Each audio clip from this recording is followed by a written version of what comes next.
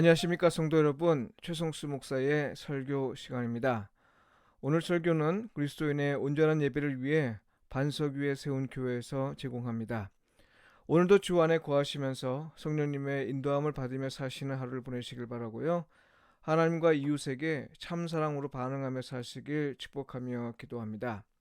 오늘 설교 본문은 신명기 31장 28절로 32장 18절까지의 말씀입니다. 하나님은 우리의 아버지이십니다. 이 제목으로 말씀을 나누겠습니다. 그렇게 아버지가 된다, 이런 제목의 영화가 있습니다. 일본 감독 고레에다 히로카즈 작품입니다. 이 영화로 히로카즈 감독은 2013년 칸 영화제 경쟁 부문에서 심사위원상을 받았습니다. 여성이 임신과 출산을 통해 어머니가 되는 건 느낌과 더불어 자연스럽게 여겨지는데, 남자의 경우는 대체로 그렇지 않다는 본인의 경험을 바탕으로 해서 부성에 관해 성찰한 결과라고 합니다. 6년간 아무 문제 없이 지낸 두 가족에게 핵폭탄급 소식이 전해집니다. 출산 당시 입원했던 병원에서 온 것인데요. 병원의 실수로 아이가 바뀌었다는 사실을 알게 된 겁니다. 기른 정과 낳은 정을 비교한다면 무엇이 더 클까요? 생물학자들은 유전자의 이기적 속성을 바탕으로 낳은 정을 말할 것입니다만, 기른 정의 힘 역시 간과할 수 없죠. 사실 정도 정이지만요, 아이의 성격이 굳어지는 건 대개 3년까지라고 하는데요. 3년 버릇 80까지 간다는 말이 있죠. 과학적으로 어느 정도 입증된 사실이라고 합니다. 6년이란 세월이라는 게 짧다면 짧다고 볼 수 있지만요, 6살의 아이는 어떤 가정에서 자랐든 이미 그 가정의 전통과 문화가 몸에 밴 상태입니다. 그러니 아이가 바뀌었다는 사실을 알았다고 해서 쉽게 해결될 일은 아닙니다. 물건 바꾸듯이 그렇게 바꿀 수 있는 것도 아니고요. 그렇다고 해서 예전처럼 그냥 지내기도 쉽지 않죠. 아이의 미래는 물론이고 가족의 앞날을 위해서도 부모로서 고민은 보통이 아니었을 겁니다. 영화는 바로 이런 황당한 사건을 계기로 두 가족, 특히 두 아버지를 소개합니다. 료타라는 이름의 아버지는 도시에 삽니다. 어느 정도 안정된 교도에 안착한 성공한 건축가입니다. 직장일로 늘 바쁘다 보니 아이와 놀아줄 시간을 내지 못합니다. 이에 비해 다른 아버지의 유다인은 변두리 지역에 삽니다. 이곳에서 전파상을 운영하는 자영업자입니다. 아버지로서 료타는 가부장적 문화에 익숙한 사람이라 보면 좋을 겁니다. 혈통과 삶의 원칙을 중시하고 치열한 경쟁 사회에서 남보다 앞서기 위해 어떻게 살아야 할지를 아이에게 가르치는 보수적인 아버지입니다. 훈계하고 지시하는 아버지상이죠. 이에 비해 유다인은 빠듯한 살림에 돈을 밝히지만 아이에게 말로 가르치기보다 아이와 함께 시간을 보내며 놀아주는 유형입니다. 아이가 좋아하는 놀이를 함께 하면서 아이의 친구가 되어주는 아버지죠. 이처럼 서로 다른 아버지와 가족 문화에서 6년간 살았던 아이들이 과연 친부모에게 돌아가면 어떻게 될까요? 문제를 해결하는 과정에서 영화는 주로 아버지 료타의 변화에 초점을 두고 이야기를 전개합니다. 여기서 말하는 아버지는 단순히 가족의 한 일원으로서 아버지가 아니라 아버지다움을 의미합니다. 그러니까 그동안 아버지가 아니었던 아이에게 아버지가 된다는 건 어떻게 이루어지는 건가 하는 겁니다. 이 질문을 감독이 화두로 던진 까닭은 아이가 뒤바뀐 사실을 알고 원래대로 돌릴 때 발생하는 문제 가운데 가장 핵심이 아이와 아버지의 관계에 있다고 보았기 때문입니다. 이 정도 되면 사람들은 궁금해할 것인데요. 누가 더 아버지다운지를 평가하기 위해 두 아버지를 비교하고 관찰하고 분석하고 또 판단할 겁니다. 영화 이야기도 그렇게 전개됩니다. 그런데요, 놀라운 건요, 아버지다움을 결정하는 권한을 아이에게 부여하고 있는 겁니다.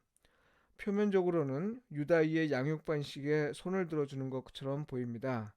그런데 자세히 들여다보면 아버지다움은 아이의 시각에서 결정되는 것으로 표현되어 있습니다. 어떤 모습으로 살든, 능력이 얼마나 있든, 얼마나 성공했든, 얼마나 많은 선물을 주는지가 아니라 아이가 자기와 관계하고 있는 아버지를 어떻게 인식하고 있느냐, 이 여부에 따라 아버지다움이 결정된다는 거죠. 어떤 특별한 자격을 갖추어야 아버지가 되는 것이 아니라 자녀와의 관계에서 그렇게 아버지가 된다는 것, 이것이 영화가 말하고자 하는 의미입니다. 달리 말한다면 아버지임을 주장하는 건 아버지일지라도 아버지다움을 결정하는 건 아이와의 관계에서 아이의 시각에 달려 있다는 말입니다. 이건 무엇보다 아이의 인격을 인정하고 존중히 여겨야 한다는 의미로 이해할 수 있습니다. 이 영화를 보는 동안 질문 하나가 저를 찾아왔습니다. 하나님은 어떻게 우리의 아버지가 되시는가 하는 겁니다. 왜냐하면 여호와 하나님은 원래 이스라엘의 하나님이시고 또 그렇게 알려져 있기 때문입니다. 우리 같은 이방인에게는 원래 허락되지 않은 관계이죠. 하나님으로서는 모르지만 아버지로서는 아닙니다. 그런데 예수님은 기도를 가르쳐 주시면서 하늘에 계신 우리 아버지 이렇게 부르라 말씀하셨습니다. 아무리 유대인 제자들에게 하신 말씀이라도 당시로서는 파격적인 말씀입니다. 잠시 후에 살펴보겠습니다만 하나님을 아버지라 부르는 건 오직 왕에게만 허락된 일이거든요. 그러나 원래 유대인에게 허락된 일을 하라는 것이니 사실 그렇게 어려운 일은 아니었습니다. 그런데 놀라운 건 여호와 하나님이 이방인에게도 아빠, 아버지가 된다는 바울의 말입니다. 바울이 예수님의 말씀을 해석한 것이라 볼 수 있는데요. 그러니까요, 우리가 하나님을 아버지로 부르는 건 양자 관계인 거고요. 대단히 낯선 관계, 지금까지와는 전혀 다른 경험의 세계로 들어가는 겁니다. 고레다 히로카즈 감독이 바로 이런 낯선 세계와 관련해서 그렇게 아버지가 된다라는 영화를 통해 아버지다움을 말했다면요. 성경은 이런 낯선 세계와 관련해서 하나님의 아버지다움을 어떻게 말하고 있을까요? 달리 말해서 하나님은 어떻게 우리의 아버지가 되는가 하는 겁니다. 그동안 아무 의심 없이 하나님을 아버지로 불렀다는 건요. 출생과 더불어 아무 의심 없이 맺어지는 아버지와 자녀 관계로 살았다는 거죠. 양자가 되었으니 하나님을 아버지로 부르는 걸 당연하게 생각한 겁니다. 네, 이곳에 관해 좀 더 자세히 살펴보도록 하죠. 여러분, 성경에서 하나님을 아버지로 부르는 건 처음부터 이스라엘 백성에게 허락된 일입니다. 하나님은 이스라엘을 사랑으로 선택하시고 은혜로 속량하셨습니다. 그리고 이스라엘을 자녀 혹은 아들이라 부르셨습니다. 오늘 말씀 본문에서 모세는 여호와 하나님을 이스라엘의 아버지라 했습니다. 그리고 읽지는 않았지만요. 32장 19절로 20절에는 자녀라고 말하고 있습니다. 하나님이 이스라엘의 아버지가 되시고 이스라엘이 그의 자녀가 된 건 하나님의 은혜와 사랑으로 되는 것입니다. 이스라엘이 특별하다거나 선한 행위를 했다거나 혹은 그 수요가 많았기 때문이 아닙니다.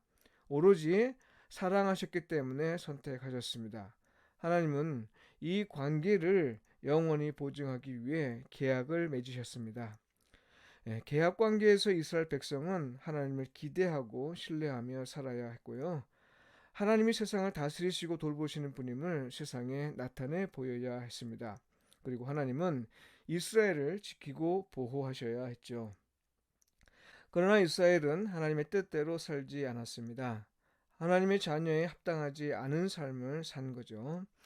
일방적으로 계약 관계를 깨뜨리는 행위로 이스라엘은 결과적으로 하나님의 자녀됨과 하나님의 아버지 되심을 부정했습니다.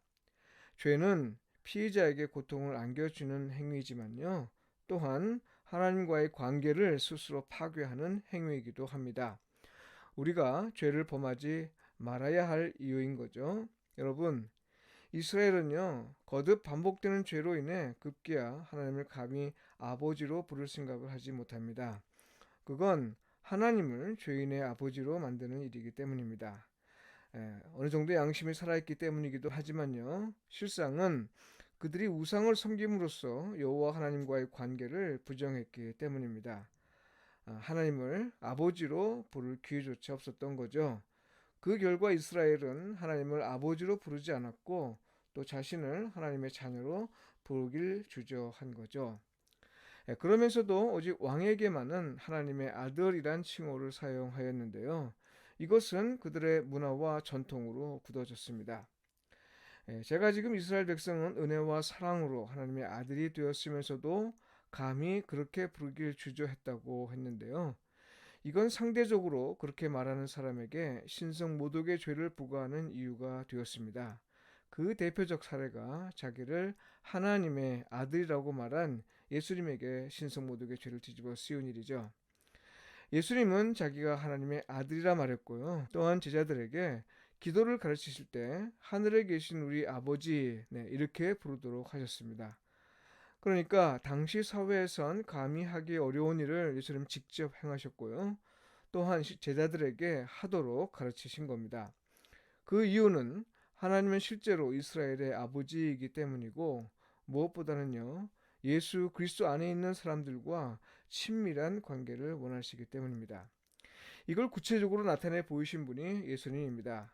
예수님은 하나님의 아들로서 하나님을 아버지라 불렀고 또 아버지와 친밀한 사귐을 나누셨습니다. 그 정도가 어떠했는가 하면요. 심지어 하나님과 자기는 하나라고 말씀하셨습니다. 우리가 하나님을 믿는다고 하지 않고 예수님을 믿는다고 하는 이유는요. 한편으로는 예수님도 하나님이시기 때문이지만 다른 한편으로는 예수님을 통해 계시한 사실이 진리임을 믿는다는 말입니다. 달리 말해서 사도 바울의 증거에 따르면요. 유대인은 나면서부터 하나님의 자녀가 되지만 이방인은 우리는 예수님을 믿음으로써 하나님의 자녀가 됩니다. 사도 요한 역시 분명히 증언하였는데요. 우리는 혈통이 아니라 오직 그 이름을 믿는 자, 곧 예수님을 그리스도로 영접하는 자가 하나님의 자녀가 되는 권세를 얻는다고 했습니다. 다른 방법으로 하나님의 자녀가 되는 길은 없다는 말입니다. 여러분, 지금까지 말씀을 정리한다면 하나님은 사랑하시기에 이스라엘을 선택하시고 그들과 은혜로 언약을 맺으셨습니다. 계약 관계 안에서 이스라엘은 하나님의 자녀가 되고 여호와는 이스라엘을 돌보시는 하나님이시고 아버지가 되십니다. 비록 죄인이라도 그들과의 관계에서 하나님은 친밀한 교제를 원하시고 또 그것을 예언자들의 비전을 통해 다양하게 나타내 보이셨습니다. 관건은 하나님과의 관계를 부정한 행위에서 돌이켜 다시 언약 관계 안으로 들어오는 것, 곧 회개하는 것입니다. 그러므로 예수님이 천국을 선포하시면서 회개하라 말씀하신 건요. 하나님 나라에서만 경험할 수 있는 하나님과의 친밀한 관계와 교제를 당신 안에서 지금 이곳에서도 경험할 수 있게 하기 위함입니다. 바로 이러한 까닭에 예수님은 천국을 선포하시면서 회개하라 하신 것이고요. 또 예수님의 인격과 사역에 관한 소식을 가리켜 복음이라 하는 것입니다. 그러나 안타깝게도 하나님을 오직 심판자, 곧 두려운 존재로만 알았던 유대인에게는요. 복음의 계시가 기쁜 소식이 아니라 오히려 신성을 모독하는 말로 여겨질 수밖에 없었습니다. 죄에 대한 두려움과 심판에 대한 두려움에 사로잡혀서 하나님이 우리 아버지요 나의 아버지이시라는 사실을 받아들이지 않은 겁니다. 그래서 예수님은 신성 모독의 죄로 인해 죽임을 당하신 거죠. 하나님이 아버지가 되시는 건 이미 구약에서도 나타난 바이지만요. 예수 그리스도를 통해 가장 밝히 드러났습니다. 그리고 예수님이 육체적으로 더는 존재하지 않으시는 때에 이 복음은 누구보다도 사도 바울에게서 가장 분명하게 선포되었습니다. 무엇보다 이방인의 사도로서 바울은 이방인에게도 하나님을 아빠, 아버지라 부를 수 있는 자격이 주어졌다고 했습니다. 이는 할례를 받는 등 유대인의 율법을 지킴으로써가 아니라 오직 예수 그리스도를 믿음으로써만 그렇게 된다는 것입니다. 믿음으로써 영적인 아브라함의 후손이 되어 하나님과 새로운 계약 관계를 갖게 되고요. 하나님을 아버지라 부를 수 있게 되었다는 거죠. 고대 사회에서 모든 계약에는 항상 피 흘림이 있어야 했는데요. 물론 동물의 피죠. 하나님은 새로운 계약 관계가 가능하기 위해 예수 그리스도를 희생 제물로 삼으셨습니다. 그러니까 만일 우리가 하나님은 어떻게 이방인의 아버지가 되시는가 이렇게 묻는다면요. 이렇게 대답할 수 있습니다. 하나님이 이방인에게도 아버지가 되신 것, 곧 우리가 하나님을 우리 아버지로 부를 수 있게 된 건 예수 그리스도의 십자가 희생 덕분이다 라고 말이죠. 그건 은혜와 사랑으로 주어진 겁니다. 얼마나 귀하고 값진 것인지 모릅니다. 우리가 죄를 짓고 잘못된 행위를 함으로써 하나님이 우리 아버지시라는 은혜를 없는 것으로 되돌리는 것만큼 안타까운 일은 없을 겁니다.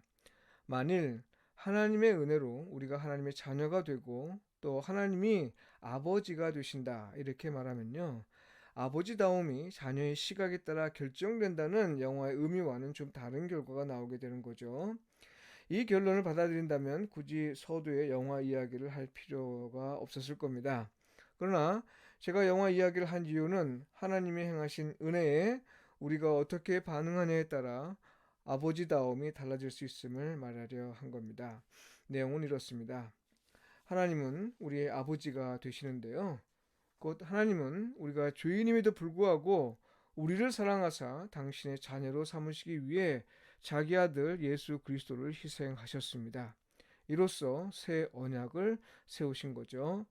이 언약에 따르면 예수님을 구주로 믿고 우리가 그 안에 거할 때, 그의 말씀을 지켜 행할 때 하나님은 우리 아버지가 되시어 우리와 사귐을 갖고 또 우리를 돌보시지만, 만일 예수님을 믿지 않고 우리가 그 안에 거하지 않으면, 곧 그의 말씀을 지켜 행하지 않으면요, 아버지로서 하나님의 돌봄을 받지 못하고 하나님과의 친밀한 교제를 누리지 못한다는 겁니다.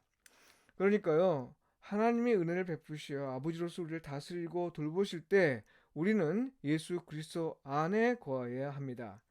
예수 그리스도 안에 거한다는 말은요, 그의 말씀대로 선다는 걸 의미합니다. 그러니까요, 자녀로서 합당하게 살 때 하나님은 아버지로서 모습을 우리에게 나타내 보이십니다. 자녀와 아버지는 계약 관계를 했지요. 서로 반응하며 살아야 한다는 말입니다. 어떤 일을 만나더라도 하나님 앞에서 사는 마음으로 반응해야 하죠. 그렇지 않으면 우리 스스로 계약 관계에서 멀어지는 거고요. 이건 반드시 회개해야 합니다. 그래야 하나님은 아버지가 되시고 우리는 하나님의 자녀가 됩니다. 네, 오늘 본문에서 모세는 하나님의 말씀을 순종하지 않으며 살았던 이스라엘 백성에게 여호와 하나님을 증언하여 말하기를 아버지이시며 또한 반석이라 했습니다. 신약에서 반석은 교회의 기초를 의미합니다. 하나님이 반석으로서 친히 교회의 기초가 되었다는 겁니다. 그러니까요, 반석으로서 또 아버지로서 하나님은 우리를 보호하시고 돌보시는 분입니다. 신명기 32장 18절 보십시오. 반석이 이스라엘을 낳았다고 했습니다. 반석이 교회를 낳는 것이지 교회가 반석을 만드는 것이 아닙니다. 반석 위에 교회가 세워질 때 교회는 진정한 공동체로 거듭납니다. 다른 곳이 아니라 반드시 반석이어야 합니다. 신명기 32장 13절을 보십시오. 하나님의 백성이 반석에서 꿀을, 굳은 반석에서 기쁨을 빨게 하신다고 했습니다. 물론 반석에서 생수를 내시기도 했죠. 무슨 말이에요? 반석이시며 아버지이신 하나님은 우리를 낳으시고 꿀같이 단 말씀을 먹게 하시고 우리로 기쁨을 누리게 하신다는 겁니다. 우리가 교회에서 생수를 마실 수 있게 하신다는 말씀이죠. 이런 일을 행하시는 하나님이 우리의 아버지이십니다. 그리고 예수 그리스도의 십자가 희생으로 하나님은 우리의 아버지가 되셨습니다. 하나님의 아버지다움을 우리가 경험할 수 있기 위해서 하나님의 자녀인 우리가 해야 할 일이 있습니다. 하나님의 영광에, 하나님의 거룩하심에 합당한 삶을 살면서 하나님을 온전히 예배하는 자가 되는 겁니다. 왜 그래야 하나요? 하나님의 아버지다움이 드러나는 건요, 우리가 하나님의 자녀로서 어떤 시각으로 살고 또 하나님에 관해 어떤 생각을 하며 사는지에 따라 좌우되기 때문입니다. 기도드리겠습니다. 우리를 자녀로 삼아주신 하나님 아버지, 우리의 말과 행위에서 하나님의 자녀에 합당하게 살게 하소서. 교회에서나 일상에서 하나님의 자녀로 살도록 도우시어 하나님이 우리 아버지이심을 세상에 알게 하시고 하나님이 아들 예수 그리스도를 믿도록 하시어 하나님이 그들의 아버지가 되신다는 것도 믿게 하소서. 예수님의 이름으로 기도합니다. 아멘.